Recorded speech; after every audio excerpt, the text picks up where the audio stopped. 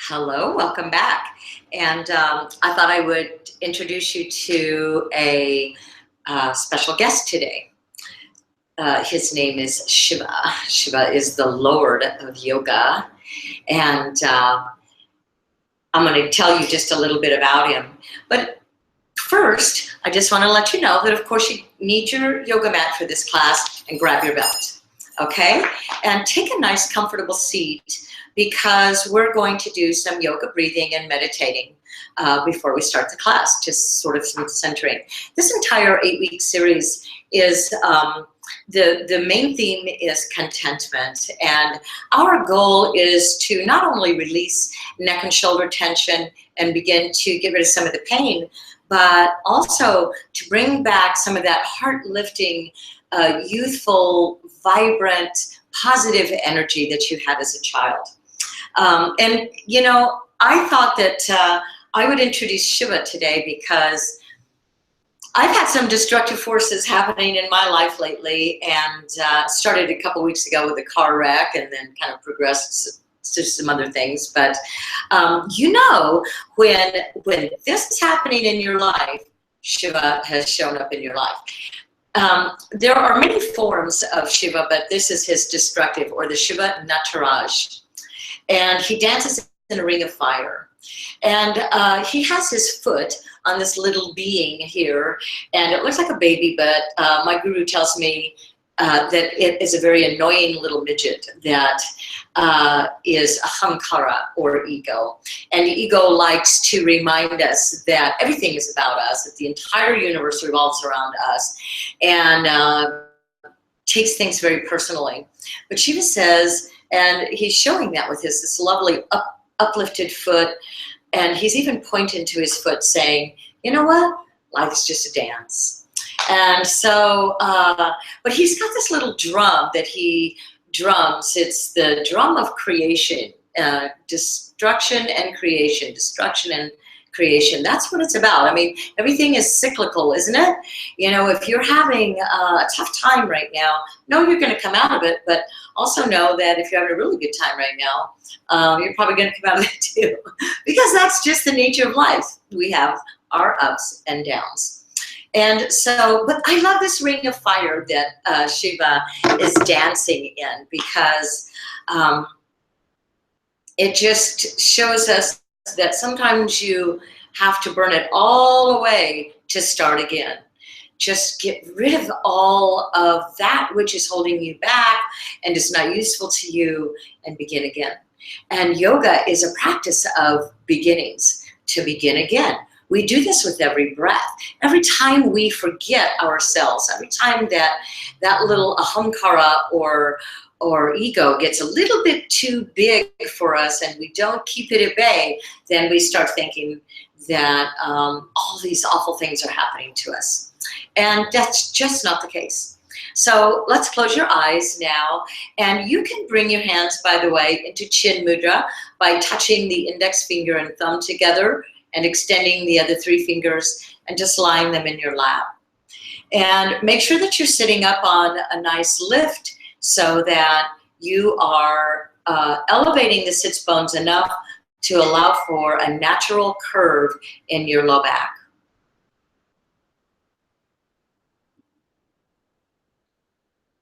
Slowly begin to breathe deeply. This low back curve just holds a lift in the heart, and just take your head and just gently oscillate it. See if it's just floating there. The ears should magnetize over the shoulders. And sometimes it takes a while to do this because you have to allow those trapezius muscles to relax. All of the yoga breathing is done in through the nose and out through the nose. There's a little, of course, aspirant sound as we begin to ujjayi breathe. At least 8 to 10 counts in and 8 to 10 counts out.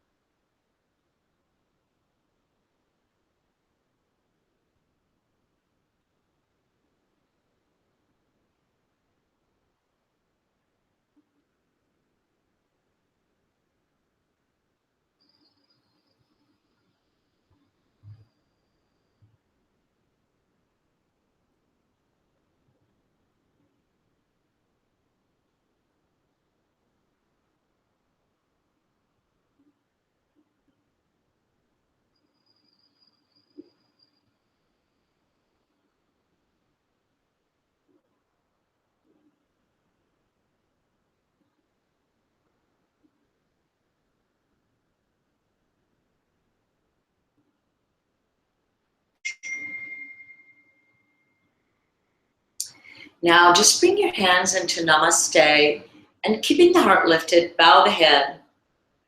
You are honoring this space, this sacred space that we are creating when we sit for a yoga practice. As we set our intention, which is to remember that our highest goal for our yoga practice is contentment, no matter what.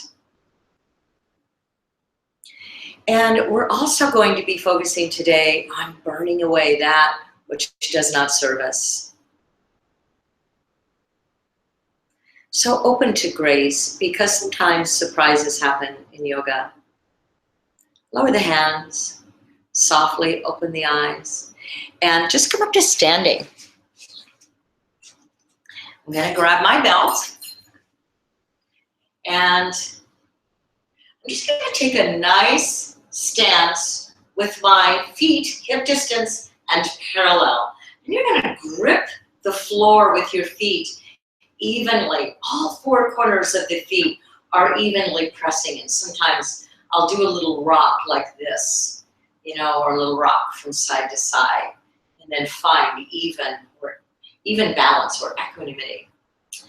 And now you're just going to take a soft, I like to go right through the middle. Take a soft grip, not a tense grip on the belt, about thigh width. And as you inhale, you're going to extend the arms up over the head. And I'm sorry for my hands disappearing, but you get the drift.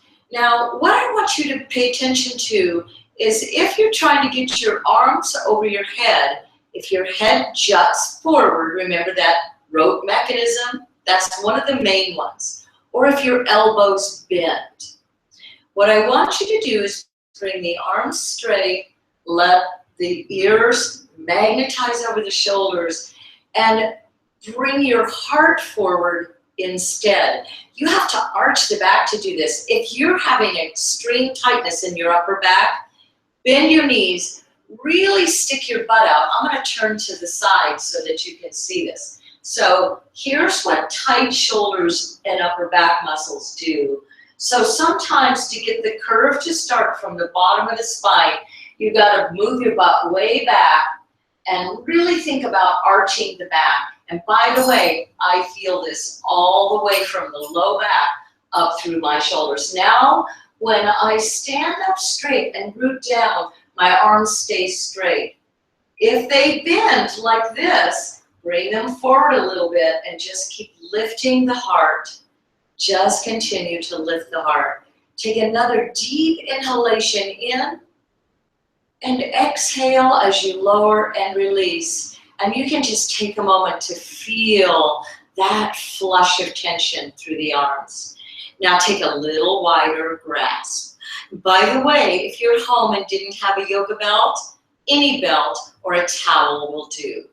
Now, pull the bowstring, ignite that bowstring, and this is the reference that I'm referring to, just like a bow and arrow. When you pull the bow, the back arches. Do you see that?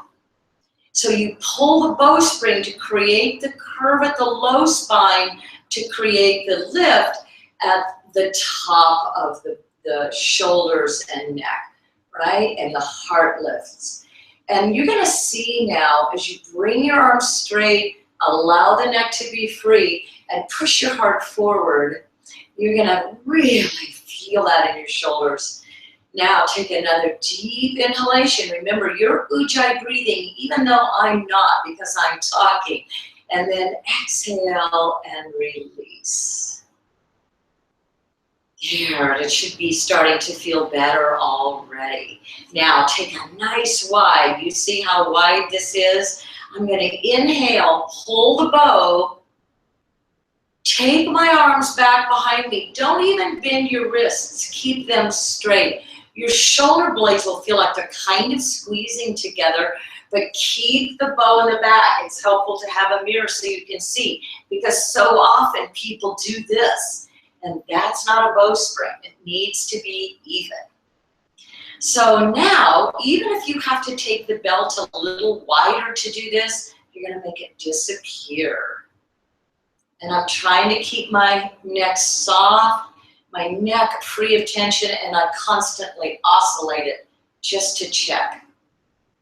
And then I'm gonna take the arms down, all the way down, and let the belt just kind of dangle there. And I feel this flush all the way through my arms, my hands, my wrists, everything. And then I'm gonna pull the bow, and I'm gonna come back, and you're gonna get right to a point where it feels like there's a speed bump, and just for a couple of moments, just breathe back and forth over that bump. Then inhale, come up, root down, and I call this the hallelujah pose. Arms spread open, wide, upward lifted heart, and then release. Oh, that feels so much better. Beautiful. Now, I think that we are ready to do some more things. I'm gonna adjust the camera.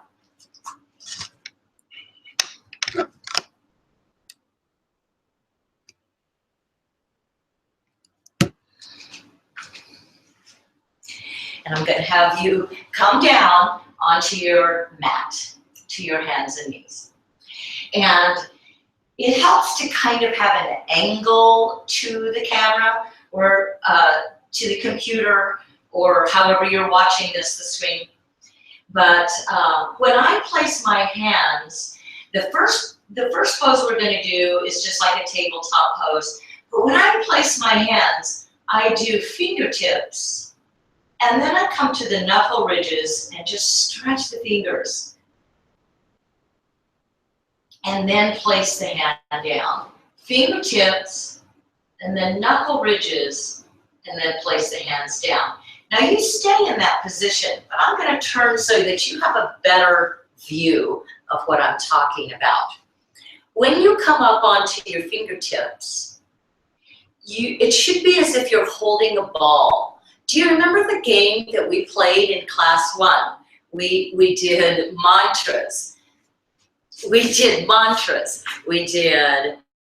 namaste, then we did mudras, We did namaste, then we did a daisy, then we did a salamander, and then we did a lotus flower, right? So think of how, if you've been stretching your fingers, you know, and you can even do this kind of stuff while you're sitting at the computer throughout the day, right? So what we're going to be doing is now taking the ball, you're holding the ball, and then this is going to feel like daisy, right? Because you're actually stretching the fingers. And can you do that with both hands and get your weight on them? I'm using my thumb as a little kickstand, but my heel of my hand, can you see that? It's right straight up. This is very hard to do, especially with every single finger. Sometimes I turn them out to the side. Sometimes I turn them backwards. Just to get a really good stretch, and this will make your fingers sore, you're gonna see. Now, come back to front and just sit back. I call this crouching kitten because my knees are down. But when you're in crouching kitten, your back is arched. This is not crouching kitten. You have to figure out how to pull the bow and sit back. We're gonna go more into that in a moment. So let's try both hands now. Ball, daisy, and now lightly put the heel of the hand down and press every single one of your fingernails down. I call this clawing the floor. Notice two things. Your index finger knuckle's gonna pop up like that, or just like in the previous exercise, your elbows are going to bend like this. That is a sign that your neck and shoulders are tense. Congratulations. We know that now. So we can move on. So I tend to try to rotate the inner elbow, the inside of the elbow, a little more toward the front. That helps. You don't want to make it have to stick forward. See, that almost hyperextends. But to prevent it from doing that, you just rotate it forward. But you're going to notice that makes this come up. So it's just trial and error, trial and error. Ball, daisy, heels of the hands down, claw the floor, and stretch back. Now let's do a few more additions. And every time I lay my hands on my mat, I do it the same way. And that way, I've trained it in as a rote mechanism and don't have to think about it anymore. Because there's too much to think about with yoga alignment, as you probably already know. So now I'm going to take the eyes of the elbows forward a little bit, the shoulders forward. So watch, from the waistline, my shoulders move forward, but they didn't pull my hips forward. As the shoulders move forward, my hips move back, and I get longer and longer and longer. Now, what you're going to want to do is drop here, elbows come out, and the heart just moves down toward the floor. Lift up, claw the floor, rotate the eyes of the elbows forward, move the shoulders toward the fingertips as you stretch back through the sits bones. Wow, that's really good work right there, and just breathe. And you can pulse, inhale, shoulders forward, exhale, sit back while moving the shoulders forward. Now, do you think you can put a little more weight on it? Let's give it a go. I'm going to check to make sure my index finger knuckles are down. I'm clawing the floor. I sure feel this in my upper back. But I'm keeping it nice. I could be able to take the weight off of my hands. I'm not gripping so much that I'm tensing my shoulders like this. It's soft and expanded up there, right? It's the low back I'm really trying to arch, and I'm trying to lift the sits bones and mound the glutes. Now, lift with your legs, and I want you to just notice, can you get your knees off the floor, but keep an eye on your arms and your hands. When you did this, did you push forward like that and bend your elbows? Sit back, start again.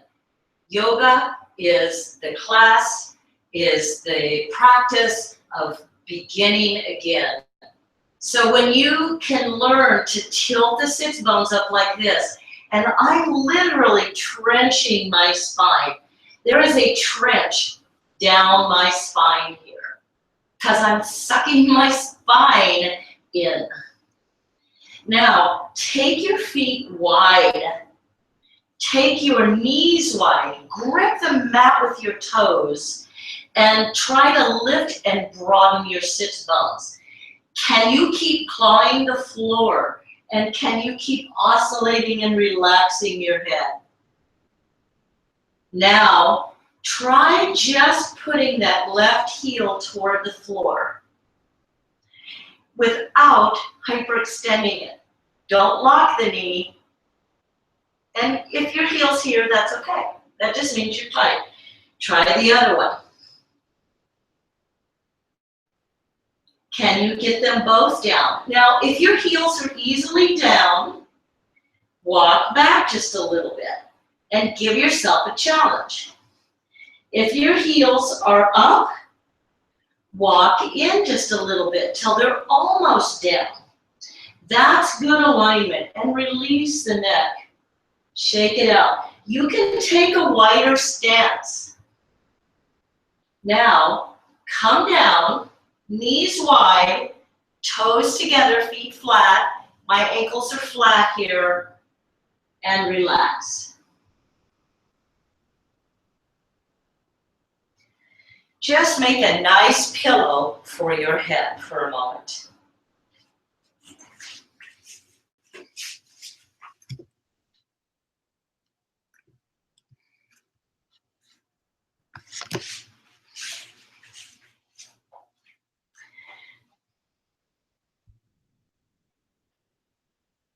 One of my favorite exercises in yoga is to just do a nice side plank, and I think I introduced that last week, where you can really get some deep integration in the shoulder socket.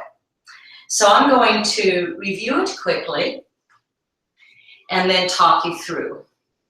I'm going to start by sitting with my knees. I'm sitting sideways on my mat, and my knees are facing to the side. I'm going to put my hand in the middle of the mat. The tendency in this pose is for the shoulder to droop forward. Clawing the floor and keeping the whole hand down, you're going to rotate. It's like the inner armpit here, right? Right where the pectoral muscle, you can feel that divot. You're releasing it. We felt that last week, and your head should feel released, right? So from here, you can actually just try putting weight on it. And you see how I came up on my shin? You know, really the top leg is kind of incidental. It's the bottom leg that's supporting you. And you can just put this foot anywhere, it doesn't even matter. Is this supporting you? If you had any pain or dropped or buckled, then just stay at this level until you really feel, and believe me, this turning is very similar to the stretch we did last.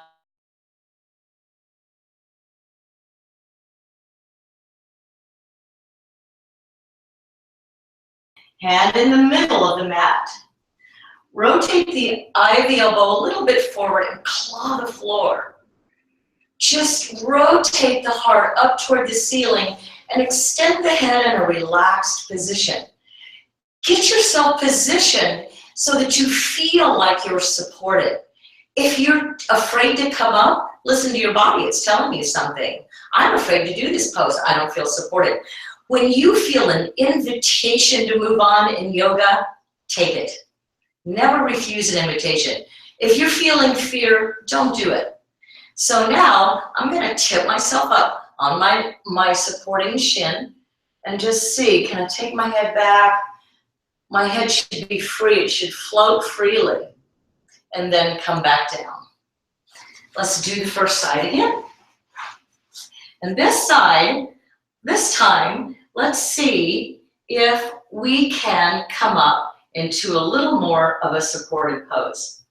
So what I'm going to do is I'm going to lift up like this, right? I've got the top foot really is going to support me, and I'm going to place the underneath foot on the edge. Can you see it? I'm karate chopping. Don't let your ankle droop or your hips drop, or you're going to get heavy fast. Use this leg to lift you if that happens. Make the ankle and foot that's supporting you strong and open up the heart. Turn toward the ceiling. Extend the other arm.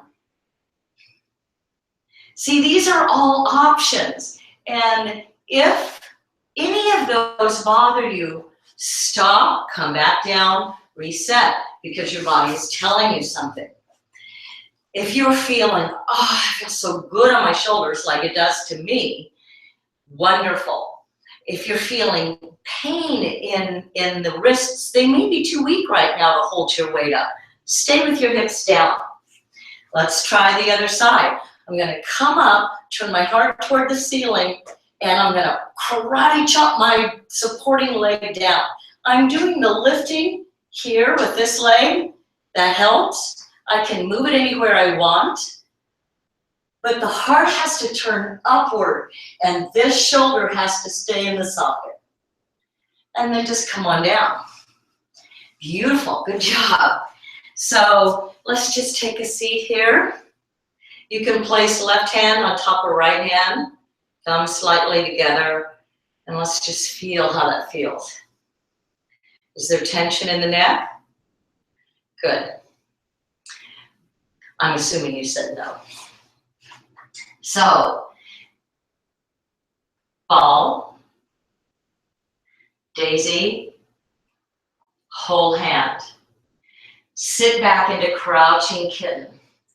Lift the underarms. Take your gaze a little forward.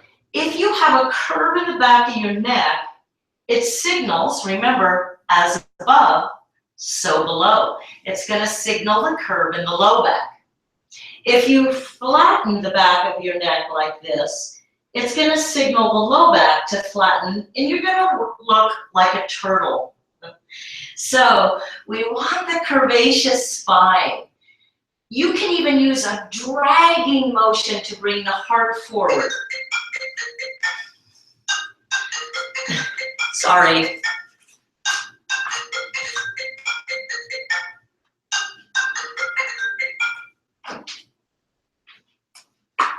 Always turn your cell phone off during yoga class.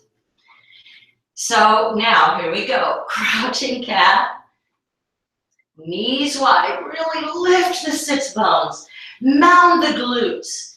Power the back muscles to suck the spine in, but keep the upper body free so that it can float.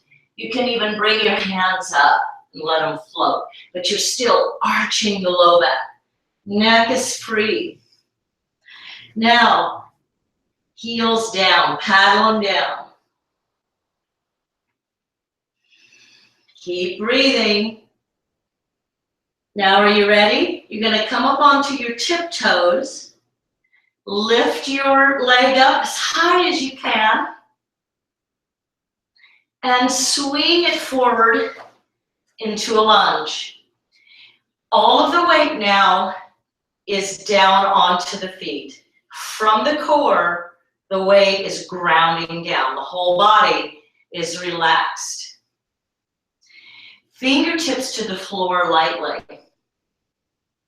Just take a nice, deep cleansing breath. Now, bring the left knee down. Notice the angle on my knee. I'm not here on my kneecap. Notice the angle here. It's a square. Now, you can take a clasp, and if that's too much for your wrists or your neck, you can put your hands on your hips. Try to turn your fingers up. This will help. Arch the back. Grip the floor with your feet, just like you do with your hands. And remember to oscillate the head. If you're really feeling ambitious, you can see if you can keep all of that in place and just bend this back leg and grab a hold of the ankle. So, do you notice that I am pulling the foot away from me, not pulling the foot in? This is creating isometric tension. And look at my foot, it's working. And release it down. Position the hands, you're back to lunge. Lift from the core and root down. The left hand is supportive now as you move the right foot back into crouching cat. Right hand comes down. Mound the glutes and take it into down dog. Paddle it out. Feel free to pause and come down and rest if you need to. Tiptoes. Sweep the leg up. Try to touch the ceiling. And notice how I'm arching. I'm not doing this. Shoulders forward. I'm arching the back. I know I'm very flexible. Left foot comes forward.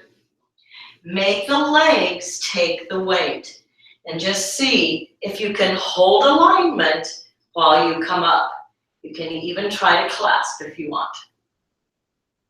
But that's okay. You can put the hands on the hips. You can even try to come down this way. That is very difficult. Or you can put your hands on the floor, lower, and come up. This leg stays at a square, this leg stays at an angle.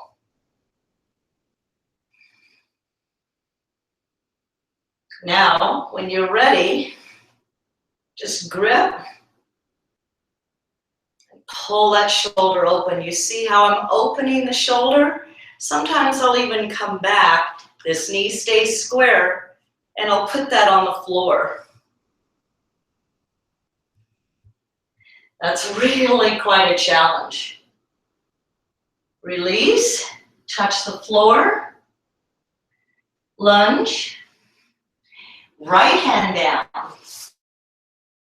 crouching cat, left hand down, knees wide, Sits bones lift, head releases, down dog. Now come down and rest in child's pose.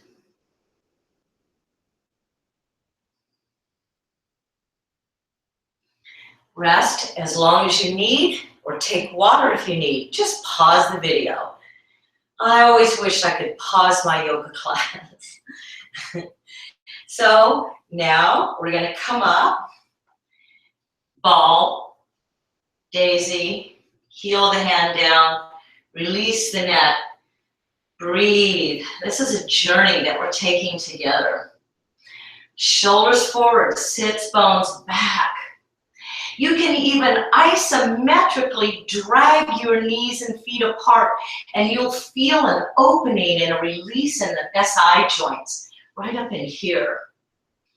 Feels so good. And if you want to do your cat-cow thing, you can.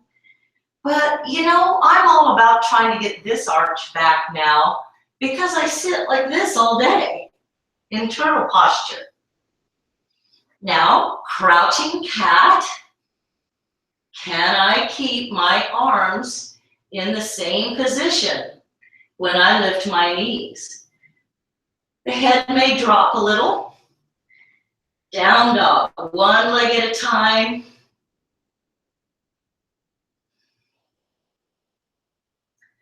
Come up on the balls of the feet. Now, come up onto the knuckle ridges. Take a little baby step in. Now, you're going to take another step in, but come up onto a ball with your hands. Push the big toenails down and isometrically pull them apart and the heels together. It's a little twisting motion that keeps the knees centered over the ankles. I am bending my knees so that I can try to arch my back so that I don't wind up like this here. If you have to come clear up to here, even better, I don't care. Whatever it takes to get that bowstring. Now you're going to back your butt way up, and I want to make sure you don't just bring your knees forward, but bring your butt back and let your arms float up. This is hard. This is going to get you sweating, your back muscles going. Now lift your gaze, come up, pretend you have that belt in your hand. Hallelujah. Sorry for disappearing. I'm going to move this back. We'll get this figured out when I get my second camera. So now we're going to do that nice cleansing, aura clearing, fire burning yoga pose that I love. And just come up to a nice even stance, feet parallel, grip with the toes, micro bend the knees, do that little twisty thing with the feet, arch the back, reach back there. Do I have a deep arch in my back? That means my heart is lifting. And what I'm going to do is I'm going to sweep my arms up and then down. So I'm going to show you from the side. When I pull the bow, it's like you kind of have to cock it, right? In order to get the spine in alignment. So I pull the bow, but as I come up, it's like a slow motion dive board. You notice how I push down with my legs? From the waist down, I'm rooting, and from the waist up, I'm stretching. And then I just clear my aura, and then I do it again. So inhale, exhale, out with the old. Now inhale, in with the new, out with the old. Now we're going to add a movement. Inhale up, Now twist, my feet stay forward, but my arms reach front and back. Inhale, slow motion dive up. Exhale, clear all around you. What are your feet doing? They're working, aren't they? Inhale up. Exhale, twist. Inhale up. Exhale, twist. Inhale up. Exhale, twist. Now, just grip with the feet and let the arms release. How are they feeling? How's your neck? How's your shoulders? Do your upper back and shoulders feel like they worked? Do they feel tense? Now, here's something I want you to look for. If you get sore and tense here tomorrow, then we weren't getting enough lift in the heart to engage these back and shoulder muscles and all of the back muscles and glutes. You're still pushing your head forward and you're still misaligning your shoulders. It's okay, I just want you to know, be aware, and there's where your work is. And by the way, most people have that. So here we're gonna go. Take a step to the very front of your mat. Every single time you come into place at the front of your mat, you put your hands in the same place, you put your feet in the same place. Grip the floor, grip the mat, do that little twisty thing. It's like you're trying to get the lid off a jar. Sits bones move back, hollow the groins here. Don't move the knees forward. Get that butt sticking out. Get those beautiful glute muscles lifting, even if you have to grab your butt and lift it up like this. Because we have been scooping under in a chair for so long, you can't even get them lifted. If you look in a mirror and your sits bones are pointing down, then work like this and see if you can get them pointing up. Get that little pointy bone to lift up. You're gonna feel that stretch right here. Now, so you pull the bow, come up, exhale, big, beautiful reverse swan dive, forward. Inhale, come up, pull the bow. Place the hands, you're gonna step, crouching cat to down dog. Now we're gonna have some fun. Place the right hand, as if we weren't already, place the right hand in the middle of the mat. Turn to the side. The feet come to the sides. Now take that right foot right in the middle and karate chop the floor. Don't let your hips fall and don't let your shoulder move over your wrist, it'll hurt. Stay up like this. My hand is for balance, my foot is for balance, and I'm gonna just try to turn my heart toward the ceiling. You can put your hand here, you can put your hand here, and just see where you can get your left foot. If you come down, fine, no problem. You can come back and reset. You shouldn't get hurt. Just make sure that no matter how you move, this ball and socket stays true. Let's try the other side. Crouching cat. Get the weight off of your wrists to down dog. Left hand, middle of the mat. Right fingertips. Turn the feet to the side. Karate chop the left foot. Head back. Heart lifting. Roll all of this up. Roll the belly up. This arm can go anywhere. It's just art. Hop over. Hold your head if you want. Now, come back. Crouching cat, down dog. Claw the floor. Come down. And relax in child's pose. You just rest there a while. Just stay in child's pose. Let all of that tension just roll off of you.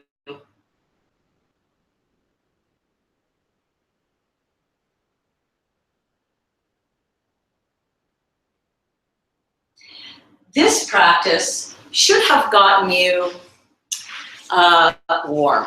It should have got some sweat going. I'm sweating. And you should feel beads of sweat rolling down the middle of your back. You should feel those muscles really working. But as I said, these muscles are not supposed to. People ask me, how do I work my trapezius muscles in yoga? My answer is you don't. They work all day. You relax your trapezius muscles in yoga.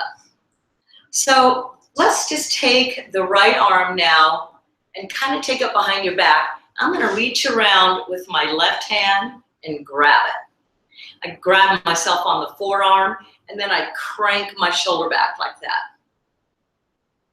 So just make sure that this shoulder comes back and your head is free. Keep oscillating. And then do the other side. I reach around, you see my fingers, grab my forearm, and then I can kind of ratchet it back.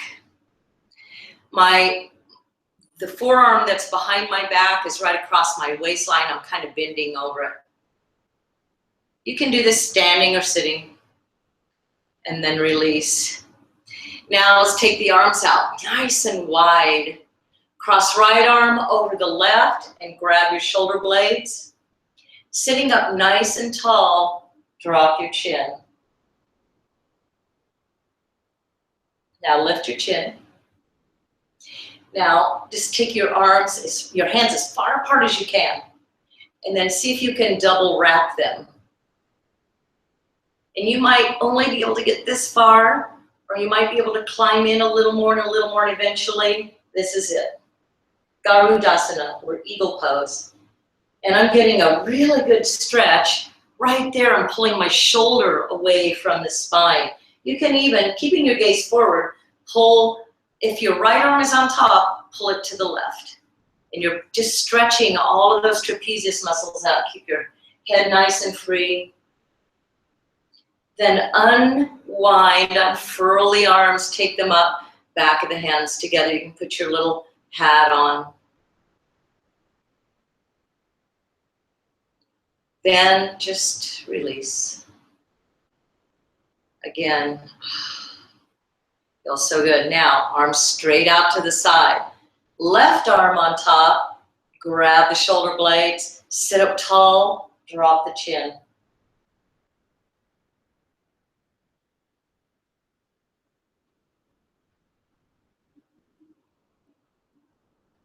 Look up. Take the hands as far apart as you can. Double wrap them. You can even lift the elbows up sometimes and back down. This is nice. And then pull the elbow over to the right. So I'm pulling my left shoulder to the right to release the left trapezius muscle. This is a great one to do at the desk. And come back. Unfurl your wings. Back of the hands together. This time you're going to cross the hands. Clasp. Take the elbows out to the side. And just stretch.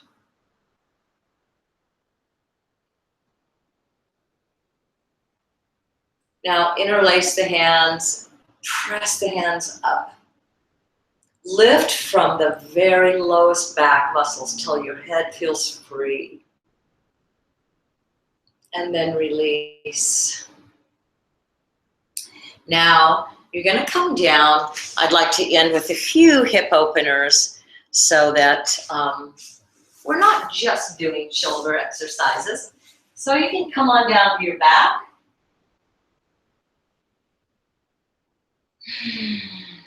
Nice, releasing breath. Now I'm going to roll to the side, put my left arm behind my waist, and then come back and lay on it, and just take my right arm over the head.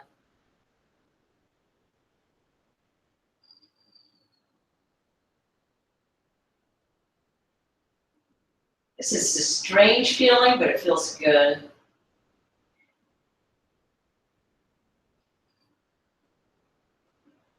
Release. I'll just roll over a little bit. And then take this one out. And I'm going to replace with my right arm, right behind my waist. Maybe you can see my fingers here, right? Peeking out. I'm just lying on it. Left arm straight.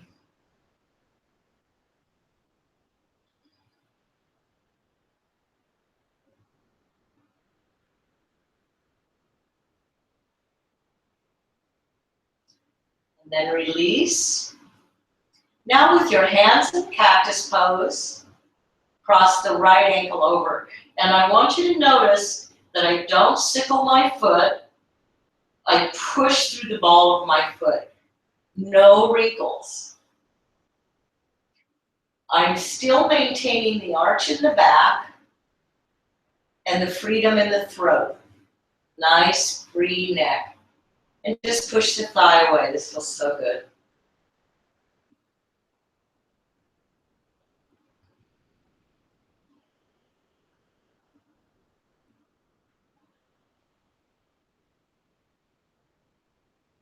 Bring the left thigh in. So when I do this, my back rounds. So I try to arch it by pulling the bow, pull the shoulders back. I really feel that in my hip. And don't let go with the foot. This just feels marvelous. You can do this every night and then. And release. Switch. Maintaining the arch, maintaining the strong ankle. Just push the thigh away. Push right here at the hip socket, not at the knee. You want the movement here. Remember, we were talking about hollowing the groins. And that can only be done by moving the thigh bone back into the back of the hip socket. You can refer to your handbook in the pelvic section. The pelvis is the prime mover, and it's got to stay mobile. It's meant to move like this and like this and like this and, you know, every which way. Just look at a Latin dancer. When that pelvis works like a gyroscope, the rest of the body is free. When the pelvis area gets stuck, and it will because of the load we hold, you know, the angle we hold our heads in creates a load on the back, and that immobilizes the pelvis, so all these other muscles have to take over. Go ahead and bring this up. Arch the back, pull the bow, heart open, throat soft. Keep breathing, keep ujjayi breathing. I feel so good. I really needed to clear my aura, and I've been doing that exercise for the last several days, and it's helping a lot. It's helping me transition through a really tough time. Now come on down. You're going to put both feet on the mat. Just make sure you're centered.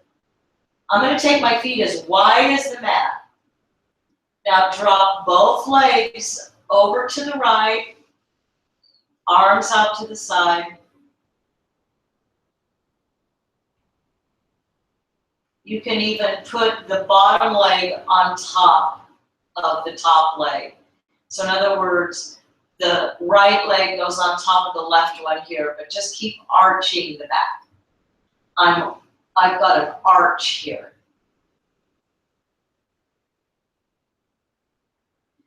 Then release, back to center. Find your footing, hands in cactus. Now, windshield wipers to the other side. And again, arch the back. This is like, think of it, there's the helix right there. My hips are moving to the side, but my shoulders are staying this way, but my back is arching. So there's that spiraling helix. This is the most healing shape your body can make. We're going to do this helix pose next session. Bring your knees back up. For a moment, if you want, you can put your feet together and your knees apart, but you should have something under them if you're tight here or if you have a scooped pelvis, right? But just see if this feels okay. If it doesn't, just take your legs nice and straight. Now you're gonna take your knees together and straighten your legs for Shavasana. I'm going to come up and guide you through into a nice brief meditation.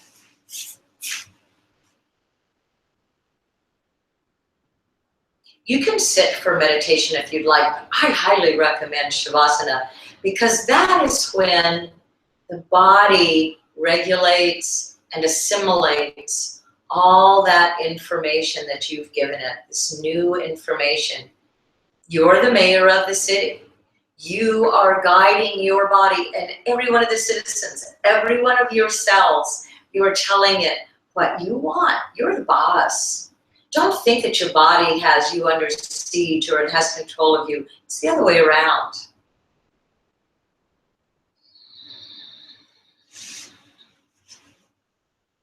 Allow your breath to soften now. We don't do Jai breathe and Shavasana. Actually, the breath becomes very shallow. The back of the tongue removes from the roof of the mouth. And the breathing continues to get more and more shallow until you almost don't even hear it anymore, don't even need it anymore. Maybe that's why they call this corpse pose. There are 12 meridians in the body, 10 regulating channels. There are actually pairs, 5 pairs. Only one pair is active all of the time. The other ones kind of wake up and go to sleep when needed.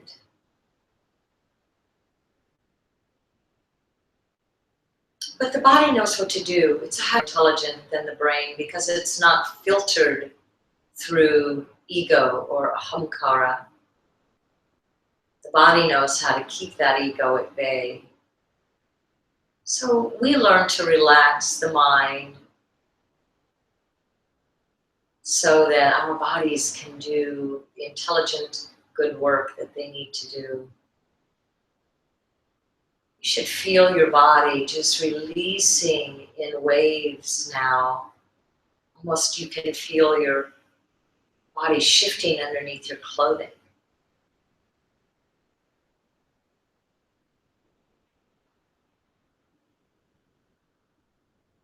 Do you sense these rivers of light running through you?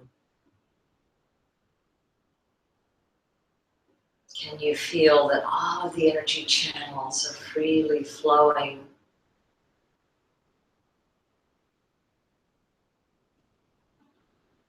Golden rivers of light.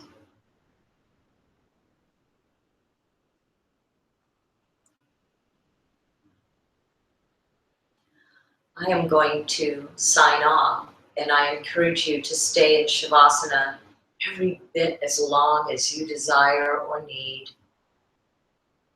Have a beautiful, beautiful evening. Blessings, and stay contented. Namaste.